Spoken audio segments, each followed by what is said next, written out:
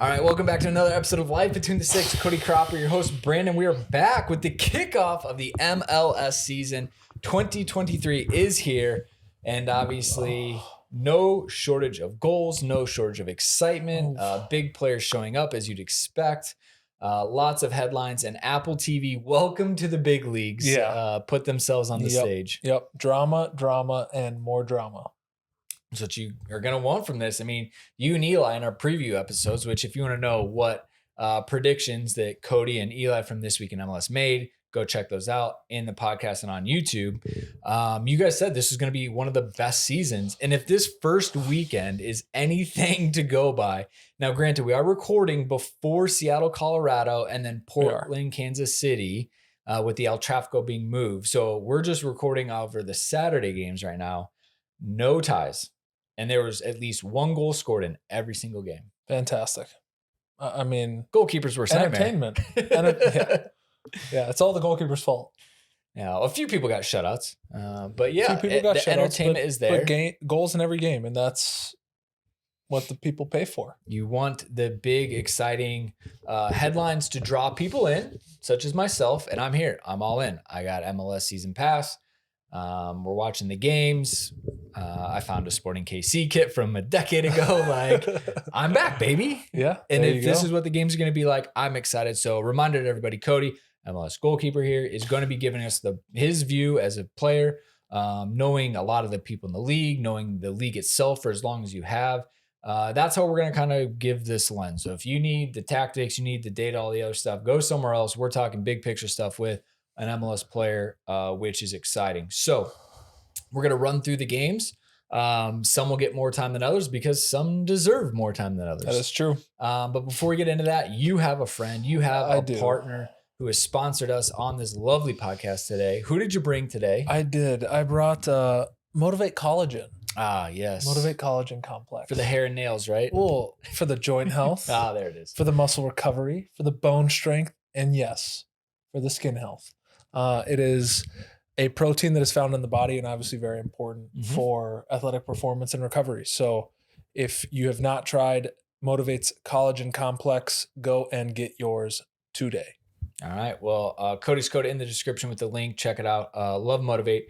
Big supporters of the show. So first game of the 2023 season was Nashville and NYCFC. Your good friend Walker Zimmerman, not only leading the team out, but scoring the first goal. Of course, it was a center back. Who else other than Walker to score the first goal in the 2023 MLS season?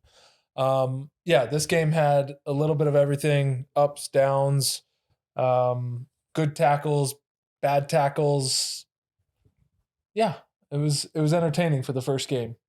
So Walker Zimmerman, as you say, got the first goal in the 34th minute, I believe off a set piece. Ball kind of bounced around the box, and he was first to pounce. Yes. And he kind of started off the party. Nashville, rocking atmosphere, such a good host venue for the first game.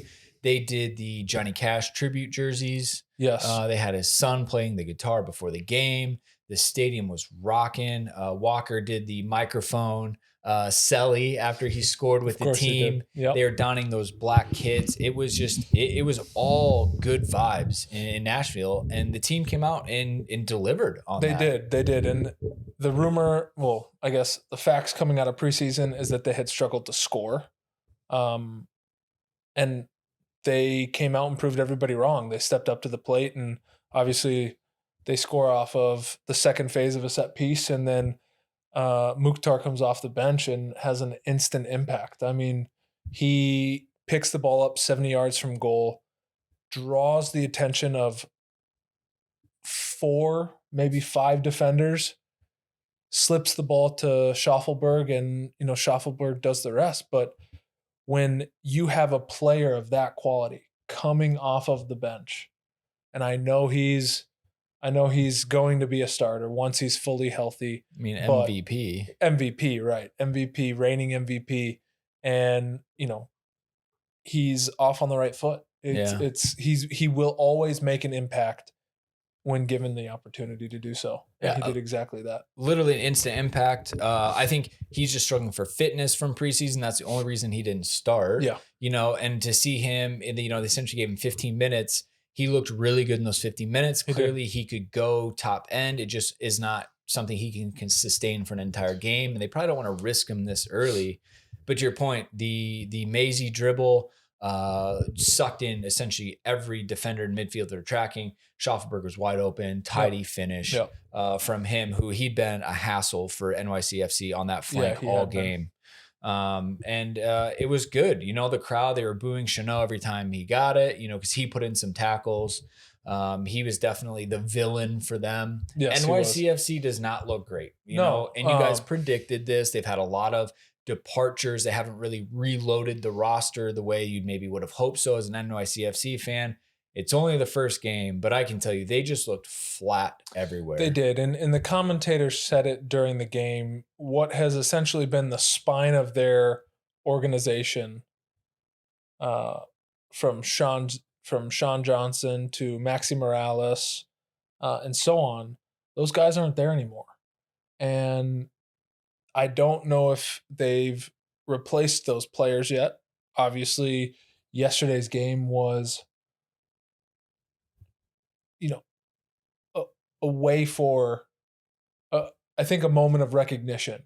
I think it brought on a moment of recognition for them for the organization to realize that, okay, we really need to maybe go out and strengthen the roster before the window's shut. They did create plenty of chances. They may not have been clear-cut opportunities. However, they did create chances, and I'm just not sure if it was poor finishing or good goalkeeping. Well, I can tell you it was poor finishing. They had 9 shots, only 2 on target. Okay. 7 were off target, not blocked. They were off target. Stats tell all. They definitely give us quite a bit here. So you just see no shots blocked, 7 off target. They just missed the frame. And you'd expect a keeper like Willis to be able to make a couple saves that he did have. So he looked good. Obviously, he looked sharp, which is good to see from them. But what I would just say from a fan's perspective, again, this is my first season committing to MLS and getting back into it. I've been watching European soccer, specifically the Premier League and international soccer for decades. This was a good game to kick off. The league did a good job picking this one. Nashville showed up. NYCFC had their moments in the match, but for large overall parts, they really didn't have a lot to offer. And I think the atmosphere and the energy behind this one was exciting. It was good. Any thoughts as we kind of look holistically, the fact that they played at 3:30 versus other people, which had been 4:30 their time on Eastern, versus playing like a more of an evening game at 6:30 or 7:30? Does that obviously you have less time to prepare, maybe timing with meals and things like that in preparation? Personally, I actually like earlier games. Okay. So I don't know how any of the players maybe on this in this specific game felt, but personally, I like the earlier kickoffs. Less sitting around during the day. That's true. Yeah, that makes sense. All right. Well, next one as we rip through these: Atlanta United 2, San Jose 1. I don't think anyone had much of an expectation for San Jose. No. They did get the early goal with Ebubisse scoring the 12th minute. Atlanta, who obviously losing Josef Martinez, but it sounds like that was handshake, let's split. Did they really reload? I think you and Eli had a lot of questions over them. Well, guess what? Your predicted, young player of the year stepped up, Almada, in the 90th +3 and 90th +9 to steal all 3 points. Yes. And they were at home, and they had 67,000 some fans in the stadium. Yep. If they would have not, gotten all 3 points against a weak San Jose, they might have blown the roof off of that tough stadium. Day at the office, it would have been. I mean, to be honest, I think Atlanta United struggled in the first half. They missed a penalty. They gave away an early goal to King Jebo. And they conceded 2 more quality chances early in that game. However, it is a tale of 2 halves. Atlanta United came out very, very hot. And they finished well. I think from San Jose's perspective, you're extremely disappointed because you concede 2 to 3 late set pieces, and you concede 2 first or second phase opportunities off of those set pieces and 2 goals. Yeah. And you end up losing. Yeah. So that's for me, that is a tough day at the office. So Atlanta statistically dominated, but not on the execution piece. Like you said, they got 60% possession at home. They had 20 shots. To be fair, San Jose got 10 of their own. Yeah. Atlanta only had 5 on goal. 1 out of every 4 shots to on goal is not good enough. No, I agree. On the flip side, San Jose had 4 on target with half as many shots, so 40% exchange on that. Atlanta had 4 blocked shots. San Jose had 3 other shots blocked. And then the big one, right, is just the shots off target. It is not good enough when a team, it has 20 shots and over half of them, 11, are off target. That just goes back to execution. Correct. It's early days. It is. A little bit rusty, but World Cup winner, doing the business. And, that a 1.9 XG, almost 2 with their 20 shots, 5 on target. But to leave the goals both in stoppage time. I mean, the 99th minute of this match, they're still playing, and they just don't give up. So I wonder if we're seeing a little bit of the resiliency with this new look Atlanta United side. Yeah, very, very possible. I think, in my opinion, from a goalkeeper's perspective, I'm looking at it from the San Jose side of things, and it is a very disappointing result. You walk away from that game heartbroken because you've conceded, like I said, 2 to 3 late set pieces and 2 goals. Yeah. How do we walk out of there after scoring in the 12th minute with no points? Exactly. And we were winning in the 90th, 91st, and 92nd minute. Yep. Okay. I agree. Just wild game again. Just to call it out with Atlanta. Want to make sure I pull this up here accurately. MLS Communications tweeted today marked the first time in MLS history that 2 games, the first one being at Charlotte FC and the second one at Atlanta United, had an attendance of at least 65,000 on the same day. Now, it is important to note that both of these teams play in NFL stadiums, so they are able to, but Charlotte had 69,345 people at a soccer game in the United States. Atlanta United had 67,538, which is wild. It's progress. It's growth. It's amazing to see, honestly. I just wonder how sustainable or how long that run's going to go. At least Atlanta United fans got some excitement, right? And they got to see the win. Charlotte, different story, which we'll get to here right now, I think. In a little bit. All right, a little bit. So New England, Charlotte. Yes. Next one up. This is kind of dubbed the snooze fest. Them and Minnesota Dallas, which we'll see later. It was 1-0, goal coming from New England in the 89th minute. That is a lot of time with no goals and no goal actions there. Obviously you still pay attention to the revs, because of your time there. If I look at the, kind of, what do they call it? The intervals of, hey, is anything happening? This game is flat. Yeah. I kind of expected that. I think coming off of the season that New England had last year, which was very up and down and then kind of under deliver, I think looking at this game, you kind of went into it knowing that New England might be the favorites. Charlotte could shock them at home. However, it was going to be a very flat game. I only watched the highlights of this game, and the first half was, as you stated, very flat. The second half, not much better. Both teams created a little bit more. I believe New England hit the post early. Charlotte turned the ball over late, and New England scores. And it's one of those things where then New England parks the bus. They concede 2 to 3 chances, and Charlotte hits the post. Yeah. And you're thinking, wow, okay, so where was this energy in the first half and in the first 60 minutes or 70 minutes? much more of that, like, hey, preseason cagey, let's feel each Yeah. other out. Clearly, neither of these teams have a whole lot of confidence in themselves yet. That doesn't mean they can't grow into it, obviously. But the easy way to say is like, oh, how exciting was this game?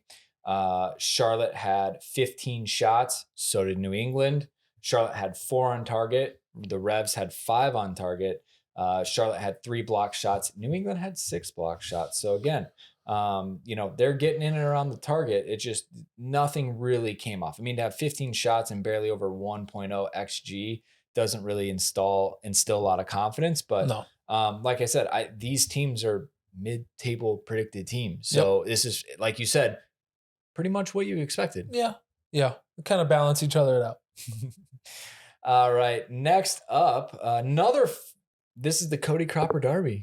Yeah. No. FC No, Cincy I'm not versus having that. Houston. I'm not having that because that's awful. But Look, Cincy, you guys, I think, are right around the automatic playoff spots, in and amongst it, depending on where, between you and Eli settle. Houston, we're not seeing a lot, but nope. They fought. They battled right before halftime. Santos with the first goal in the 19th minute, and then Nwadobo in the 48th minute. Schmidt from Houston side getting their only goal in 45+2, like I said, right before halftime, which is exactly when teams are very susceptible. Their minds start to drift. They're thinking about halftime. They're thinking about getting in the locker room, taking a seat. Boom. Yeah. Hit 'em. I mean, my opinion, they concede a.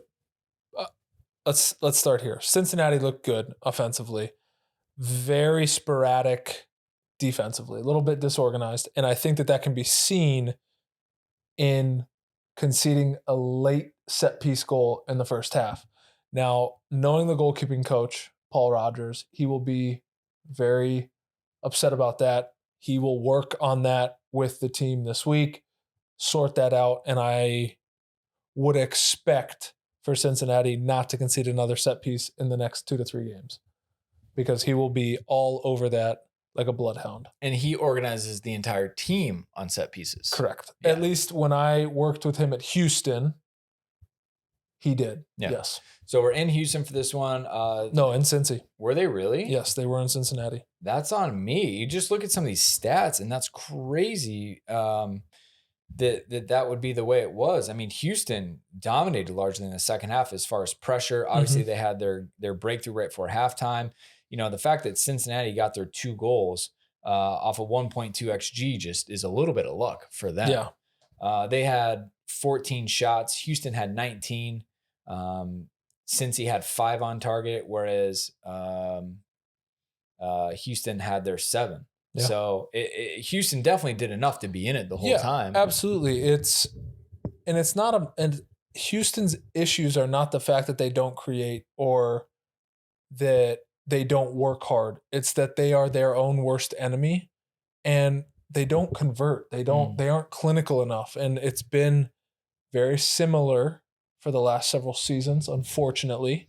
Coming from somebody who was at the club, that was just, it's a fact. However, I think that this group of players has a lot of potential, and I hope that they can turn it around. I mean, the fact that Cincy are, further in their project than Houston, I think that if I'm on the coaching staff kind of looking at what's on paper and you kind of mirror it with some of the video, you probably are actually coming out of this feeling pretty good, largely. From Cincinnati? From Houston. Oh, from Houston. At least being like, look, we took it to them. Yeah, we took it to them. Cincinnati is ahead of the curve in terms of their project and things like that. Like, we went toe to toe with this team who is probably going to be back in the playoffs. I would agree, especially having played at TCL, which is a very tough environment. That said, I think Houston has a lot of internal expectation, and Cincinnati just started off on the right foot. They finished well last year. We're unfortunate maybe not to go a little bit further, and they were on their high. Yeah, coming into this year. That is true. Yeah. Well, we'll see if Houston can rebound with their sunburst kits and find some form. All right. One of the most exciting games of the day, DC United 3, Toronto 2. This was going to be the biggest upset on the day. There's another one that probably took that crown instead. But Wayne Rooney's Washington, D.C., not a lot of expectations for this team whatsoever. External expectations. Correct. Right. Wayne has said that there are a lot of internal expectations. Which I think there should be with the players that were bought and brought in. Yes. They clearly looked to do something. They completely rebuilt this year, and I think he knows that, and I think that he understands the game better than yourself, myself, 98% of the people in the world.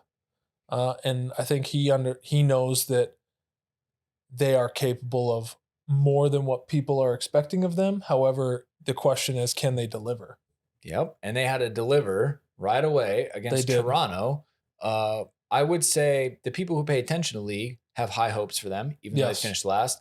I've seen some professional media pundits saying some really silly things about these predictions. And you just wonder if sometimes people who are paid for a living to watch soccer even look at the MLS before they put their predictions out, because they were shocking. And how I hope you're referring to Alexi Lawless. He was up there, but I even saw some stuff from Fox and ESPN too, that you're just like, I actually put a lot of stock in the people who have MLS in their social media profiles and have like 1,000 posts about, the league, and they watch it week in, week out. Yeah.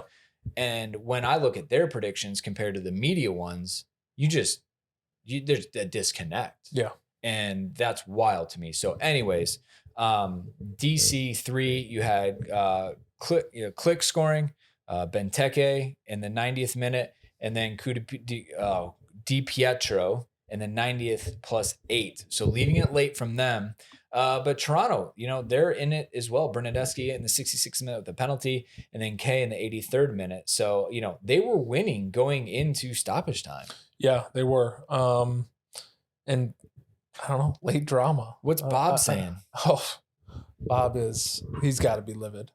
He's got to be livid with the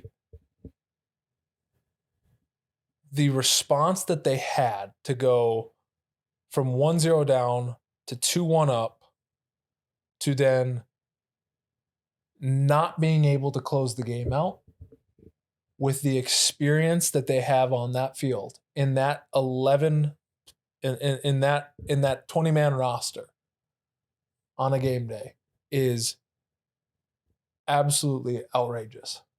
I mean, you talk about the amount of money they spent in the last 12 months on experienced players, not only in this league, but in world football, and they cannot close a 2-1 lead out with, I think it was 5 minutes of stoppage time. It turned into 9 because of the goal celebrations. But I think he's livid, steaming at the ears. He did lose Insigne in the first half. He did in the 34th minute, which is very disappointing, because without Insigne, for what I'm going to assume is a muscle injury, which could be 2 to 6 weeks. I mean, we all know how that goes. Does that put them in a tough position? Does that impact the start to their season that not only myself, but Eli from This Week in MLS believes that they would have? A positive start to the year this year. Yeah, they have to. They need to shoot out of the cannon. Again, as you kind of look at the intervals, Toronto very much had the upper hand. But I'll tell you, kind of like the Rooney metrics, the work and the results stuff here, I'm looking at the stats. DC pretty much beat Toronto in everything that you would want to see. I mean, I don't have the running metrics and things like that. I can go to FBref and look that up. But I think, the fact that DC did so much with, kind of not a lot of possession, not as many like big moments, but they just grinded and grinded and grinded. I will say their pass map, they were so spread out. It looks like DC are disciplined. They know their roles, and Rooney has set them up in a very specific way. Yeah. Versus when you kind of look at Toronto, look at the clusters. They're all over each other. There's no focal point. There's no 9. Everyone's Diomande drops in as a false 10. And he clogs the already 3-man midfield. Yeah. So again, these are some things you can start to see and play out. But credit where Absolutely. credit's due with Rooney and DC United. Yeah, I would agree. I think from DC's perspective, you're extremely happy. However, in my opinion, new look Toronto under delivers. Yeah, a lot of pressure, a lot of eyes on them. Miami, surprising people maybe a little bit with Montreal. Montreal's a weird bit of a bogey team, as we talked about. Yeah. Second in the conference last season. This season, next to no expectations. Yeah. You know, Yeah. they keep rebranding. They didn't announce a kit. And then they go and lose to Miami, who has a little bit of a rebuild. Higuain retiring. And they picked up the guy from Atlanta, obviously. Martinez. Yep. I don't think he really played much in this one. He started. I'm not sure of his involvement. I know obviously he did not score. Yeah. Yep. Was Campana on the bench? Let's see here.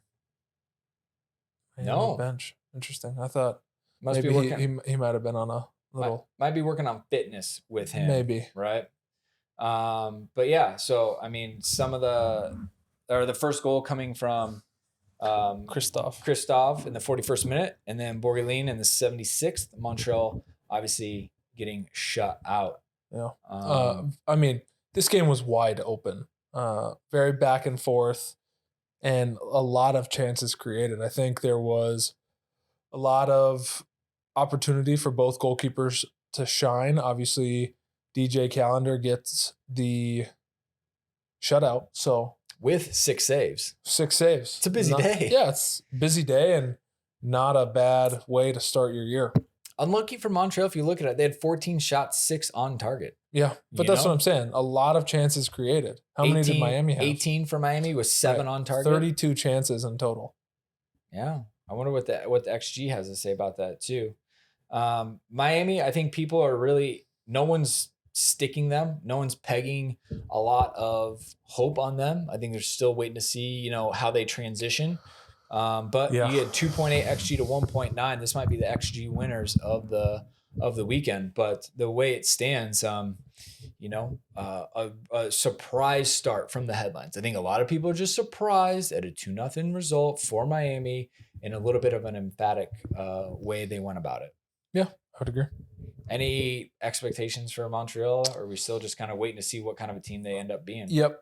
Still waiting to see what their first couple games look like to give you any sort of a true opinion. A couple of other, I don't know, can I say mid-table teams? Orlando, New York Red Bull? I would say, yeah, mid-table teams. I would say both vying for a playoff spot. Yeah, right outside the top 4 in conference. Yeah. So Orlando winning 1-0. They had Torres scoring a 56-minute penalty. Quite a few penalties in this weekend, or this day. It's only one day of games that we're talking about, which is obviously a goalkeeper's worst nightmare. But you're kind of going to have that.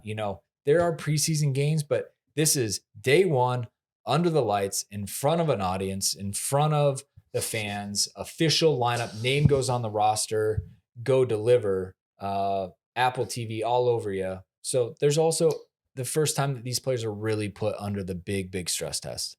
For sure. I think that they're not just in this game, but I think throughout the entirety of the match fixtures, there was some poor defending, but that is everybody getting their feet wet, maybe afraid to make a tackle, making it late, second guessing themselves, or just overcommitting early. And I know that there was 1 or 2 penalties that were called for handballs, which may or may not have been handballs, depending on how you look at it.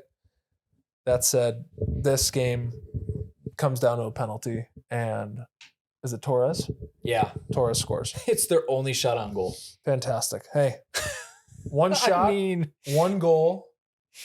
That's all you need. If you don't concede, you can't lose. Yeah. And if you create one, hey, it's okay. Expected goals, 1. Orlando created nothing. They had 1 shot on target. Fantastic. 2 off target. Red Bull New York had 4 on target alone, 6 off target. And then total, They had 14 shots. Orlando only had 6 shots total. I can't wait to see this XG. Ooh, Orlando came up with a 1 XG because, again, a penalty is like 0.9 something. Red Bull, they had 1.3 off of their 14 shots. So they are going to be really frustrated after a slow start in this game, the way they kind of looked like they played in the second half not to get it. But again, Cody, you gotta do the one thing every single game, and they weren't able to do it. It's true. 2 things. Okay. 2 things. Defend and score. Clean sheets, score. Clean sheets, score.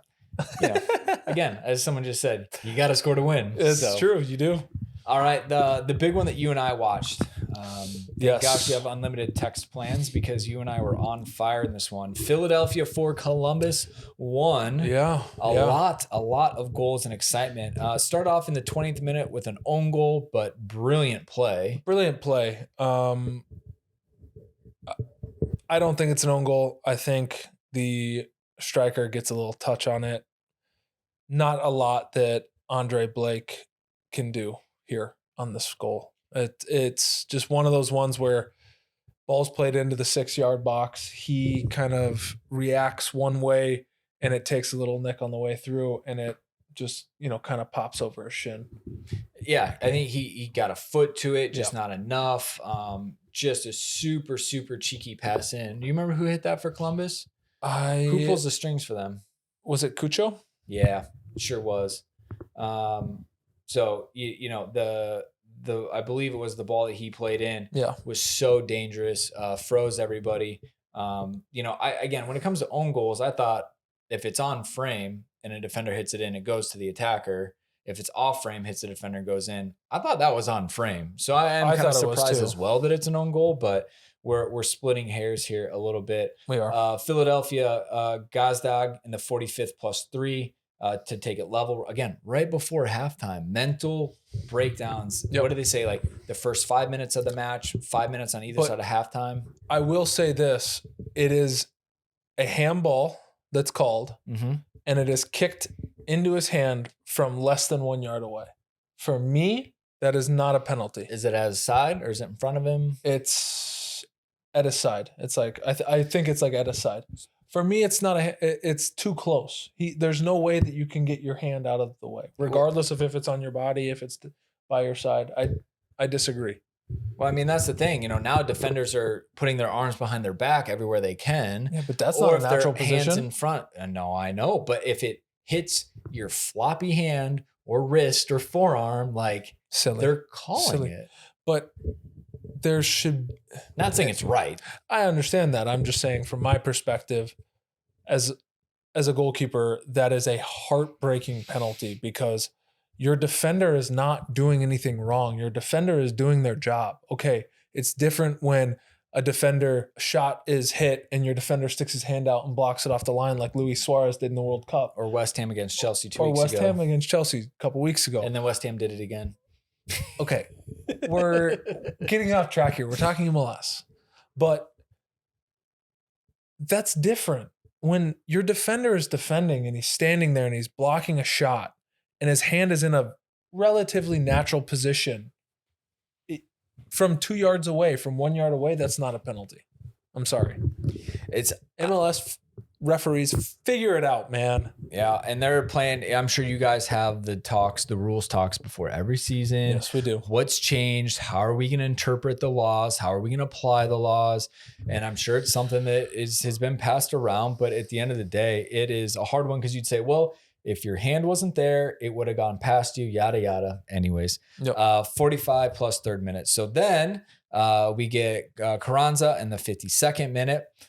And how about another penalty for Philly? 72nd minute, and Gazdag takes it again. Yep. I believe he finished the season with 20 goals last year. So he is not off, or he's not off to a bad start. 2 goals in the first game. Doesn't get much better. They had a 3.4 XG on the day. 2.0 of that is 2 penalties. Pretty close. And then Carranza gets in the 80th minute. So they had 2 players, 4 goals, a couple braces. Not bad. Which is a fun way to start.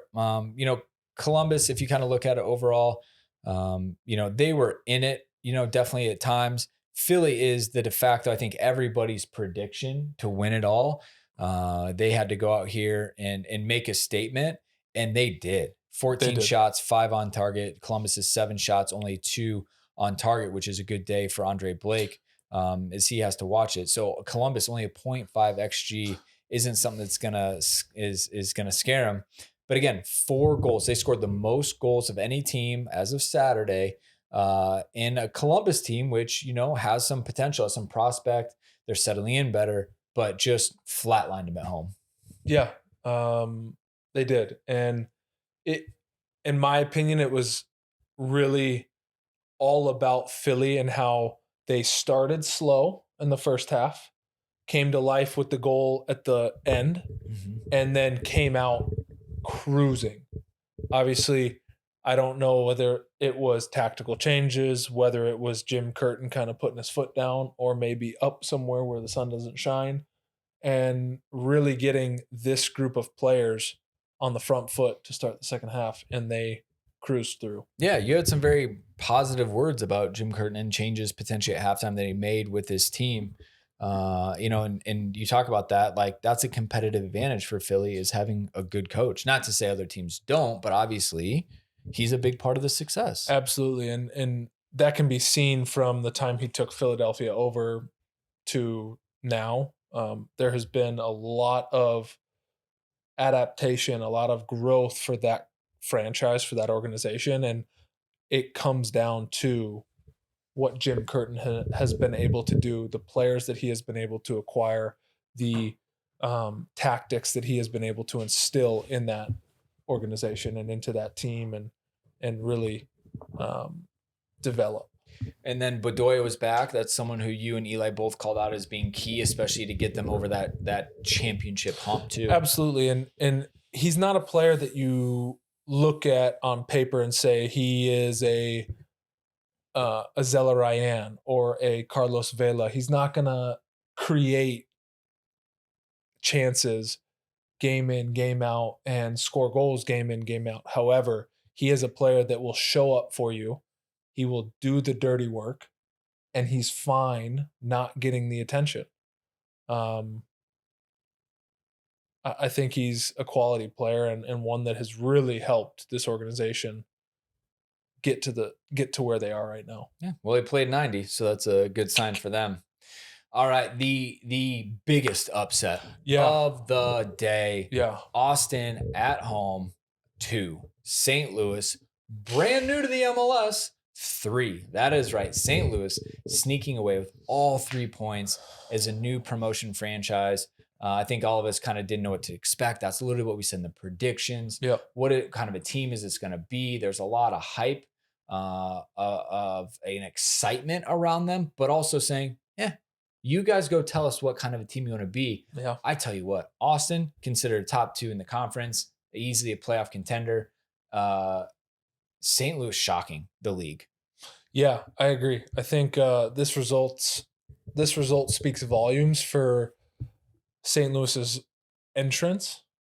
It puts a lot of weight on their shoulder moving forward, and I thoroughly enjoyed watching them, and I really hope that they are able to continue this because, you know, starting on the front foot and starting with a win such as this could be crucial to not only this year but the next 5 to 10 years for this organization. Mm-hmm. Yeah, if they can rally and get success right away, more so of that success is just going to be easier to come Agreed. by. Agreed. Unfortunately, their name is literally City SC. That's a little brutal, but City hey, SC. St. Louis City SC. But Hey, we'll work it's through okay. it. We're good. Parker with the first goal in the 24th minute. Then Driussi, obviously someone who has a lot of attention on him. 45th +4, another first time stoppage goal. First half stoppage time goal. Yeah, Yeah. something like that. Anyways, can't believe that. They're +4 minutes on that one.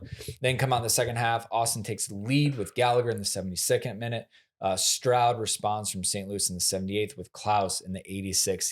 He got that great through ball drove it to the into the box, cut it back, and a tidy finish with the outside of his foot. Yeah. Yep. Confident South American right there. Yep. Absolutely. I think for me, the goal of the game is Driussi, though. Oh, This the drip on that lob.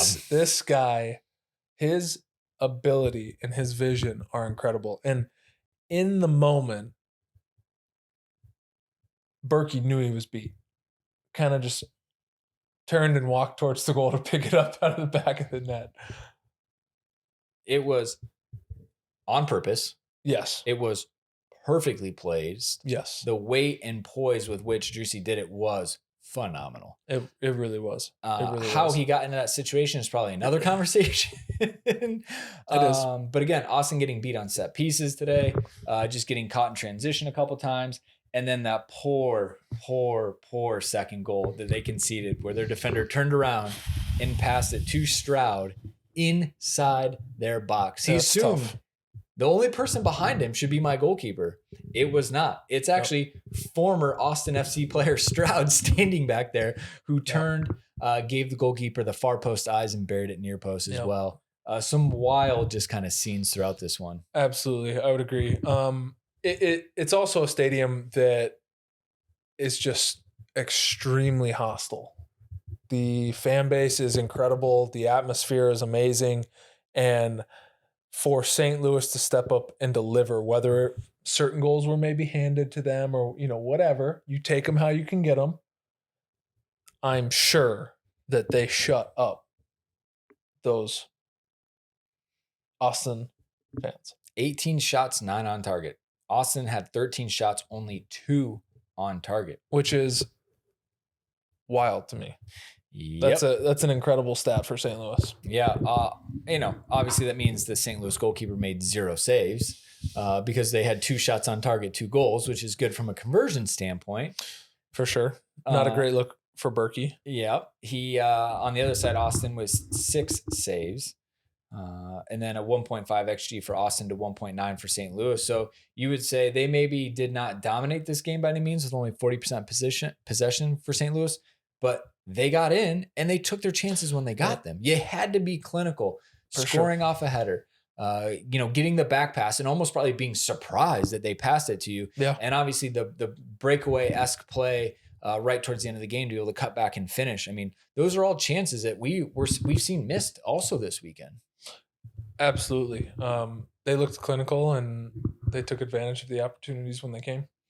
Simple as. All right. One of the less thrilling games would be Dallas 0, Minnesota 1. Garcia in the 48th minute getting the only goal in this one. Obviously at Dallas while it's still disgustingly cold and snowy up here in Minnesota. So Minnesota United is going to take a little away road trip to kick off the season as they usually do. 37.5% possession for Minnesota, squeaking it out 1-0. Dallas, I have to be so frustrated the way this game went to not get more out of it, but for sure. But at the same time, they didn't. They looked flat. They did not look like the Dallas that shocked the league last year with X amount of points in a certain amount of like the middle of the season and X amount of goals within that same amount of time frame. It was, they were not firing on all cylinders. They created some chances. However, they weren't clinical, and at home you would expect a little bit more out of this Dallas side who had in their last game played beaten Minnesota in the playoffs.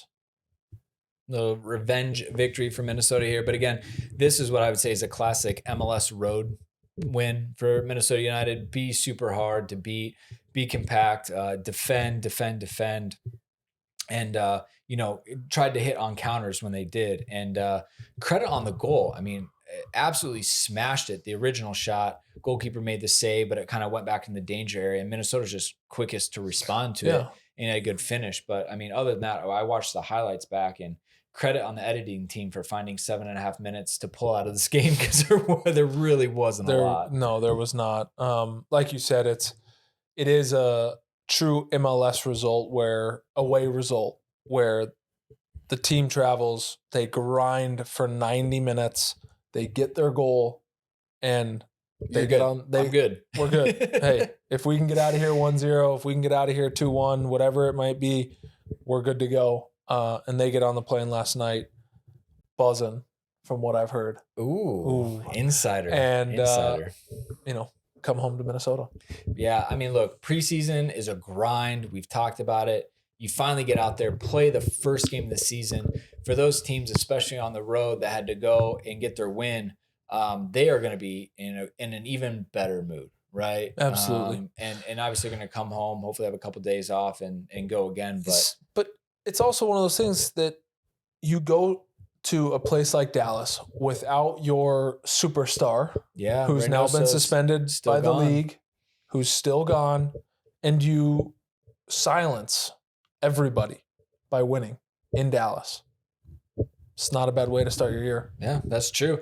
We'll see if Minnesota can kick on. They are definitely that team that is either making the playoffs or like dead last. No one really knows what to make of them because they don't have Reynoso. And it looks like that is not going to get done. How much longer is the window open? Not sure, honestly. Yeah, it's interesting that they can still make changes. But again, like, is that front office going to go gamble, bring in another DP, and just see how that, or are they going to kind of be handcuffed and have to wait till something happens? Question. It's a very good question. That's tough for them. All right. Then the last game of the night was Vancouver, Real Salt Lake at Vancouver. Final score 1, Real Salt Lake 2. Brown getting the first goal in the 24th minute. Glad at the back post, cleaning up in the 70th minute. And then Krellick in the 73rd minute, just taking all the points off the table after Vancouver had the lead and some good opportunities. Again, you were just with Vancouver last season. Yep. I know it's someone that you have a good idea of what's going on there. Gauld wearing the captain's armband. Yeah, Gauld wearing the captain's armband. And solely because Russ was not in the starting lineup. Obviously, if Russ is on the field, he's wearing the armband. That said, they started extremely fast. They created plenty of chances in the first half. Should have gone 2-0 up. However, Daho was unable to convert. Obviously, ball just gets stuck under his foot a little bit, and Zach makes the save. That said, Salt Lake come out fast. Yeah. And they ground out a result. 2 goals in 3 minutes. I mean, they almost caught, when you get scored on, you got to pay attention, right? Because you're more susceptible to get scored on again, or the reverse, right? And I think Vancouver were a little bit shook at that point.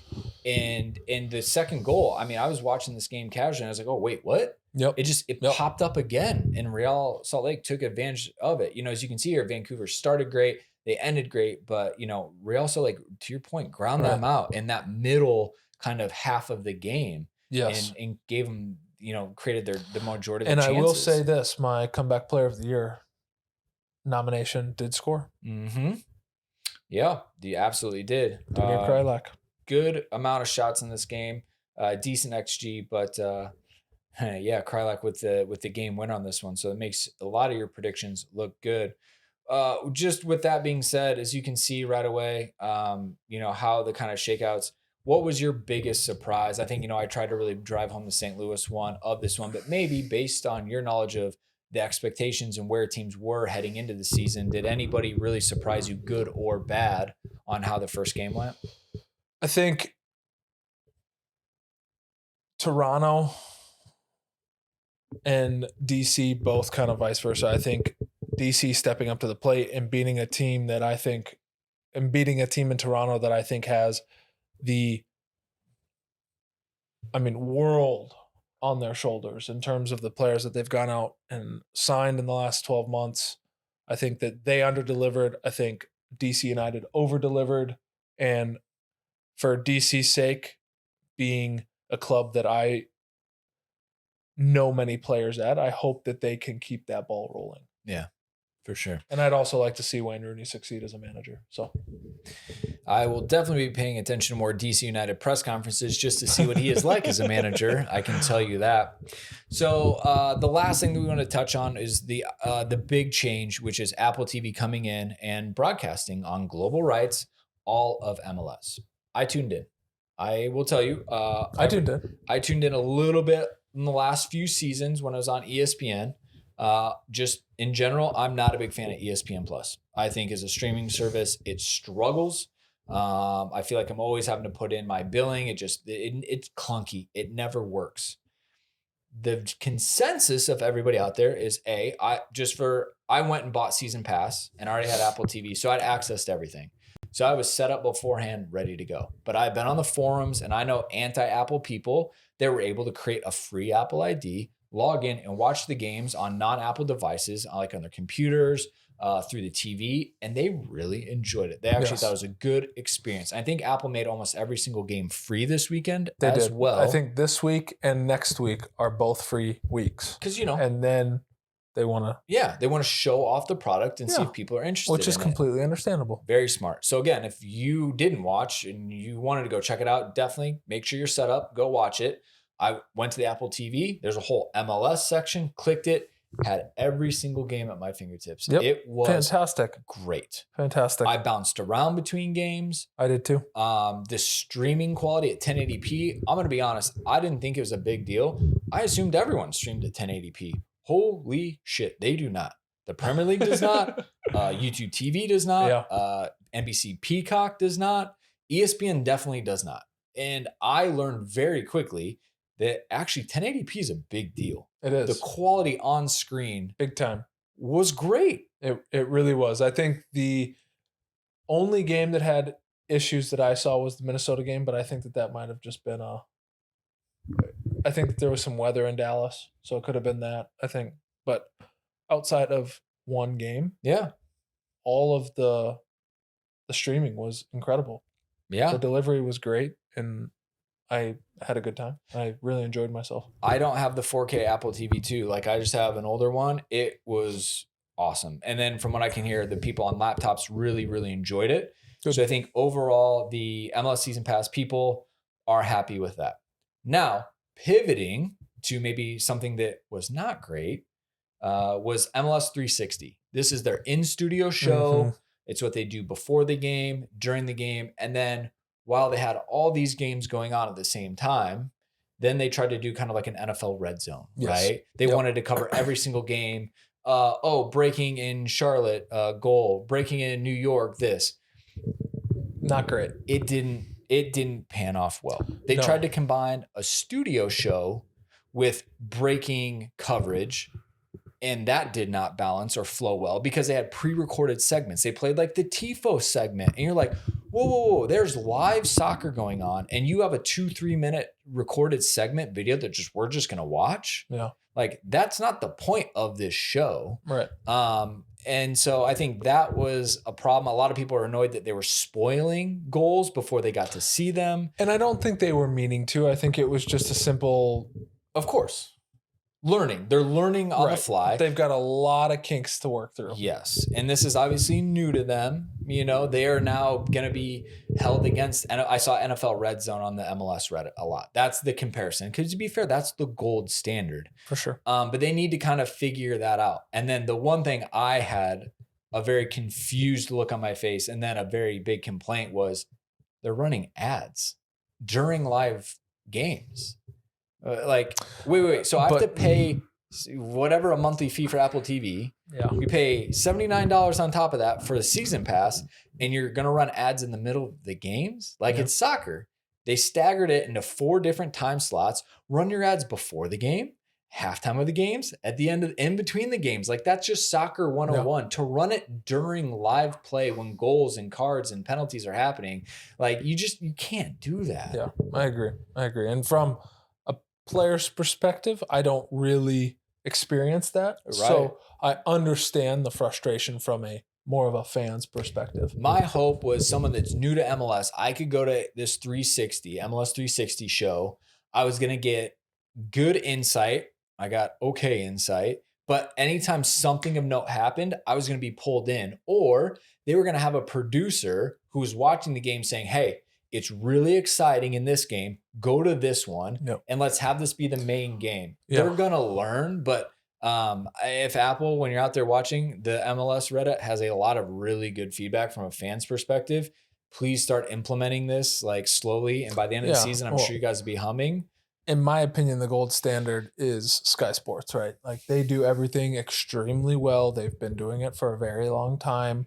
Their ability to go from in studio to on field or in studio to, live commentating on a busy game is fantastic. And I think that Apple still has a lot to learn. Yeah. It's very new to them, like you said, but hopefully they can implement this feedback from a fan's perspective, from clubs' perspectives maybe that they're getting, and grow and really develop this into something great. Yeah. So again, it's balanced on this. I would say the fact that they had replays out pretty quickly. My understanding is that the match replay of about 7 to 15 minutes worth of highlights is priority number one. I guess they're posting to Facebook then second. So all the highlights are on Apple TV. Yes. Of the games. The MLS 360 show, as of right now, it ends. When it ends, it's end. You can't go back and watch the highlights. So again, a match of the day type show, right, would be nice at the end of the night. That'd be incredible to go back and watch all the different games. So on a Sunday night. Hopefully they'll grow into that because there's still one game on Sunday.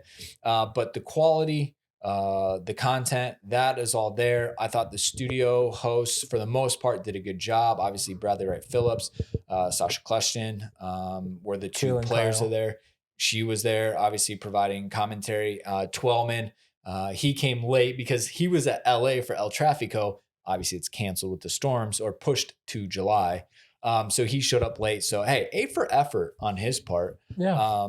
But I guess, I think we're going to see how it all shakes out. Yeah. But I would say overall net positive, because absolutely the MLS 360 show, that's a nice to have, not a must have. Correct. So they'll continue to evolve that and grow it. But the match streaming and commentary, good. Yes. And the last little kind of advice is, if you are maybe a Kansas City fan, but you live in California, you can listen to the local Kansas City coverage. If you click the three dots on the Apple TV, you can choose to have the broadcast or your local crew covering it. It's just a fun little local integration. That's interesting. I actually did not know that. And I enjoy it not being local coverage because it's very biased and one-sided. But again, some fans want that. For sure. I understand that. But from a all-around fan, yes. Like I enjoy the game. I love the game. I enjoy different perspectives. I don't want local broadcast. I think that the way that Apple has it set up is very good. Yes, they give options. Because they give the option. More options than ever before. I think they have English, French, and Spanish. Obviously, French is only for the Canadian games. I think Spanish is then on all the games. So they're making an effort. I'm excited. Look, 2023 MLS season's here, Cody. It is. It's off with a bang. I'm excited to see how it continues to go. I'm excited to see how it grows and develops. But so far, man, so good. Yes. 2023 MLS season has delivered so far. All right. Well, that's all I got. Anything else? No. Tune in tonight for Seattle and Colorado. That's right. We will be back later this week covering, that'll be the Sunday game and the Monday game, and they'll preview the next weekend's games. So shout out again to Motivate for sponsoring the episode. Collagen if your joints hurt, if you need to recover. I guess, if your joints hurt. I mean, if you want better skin, if you want to recover, I mean, just be an all-around better person. Collagen complex. It is nice.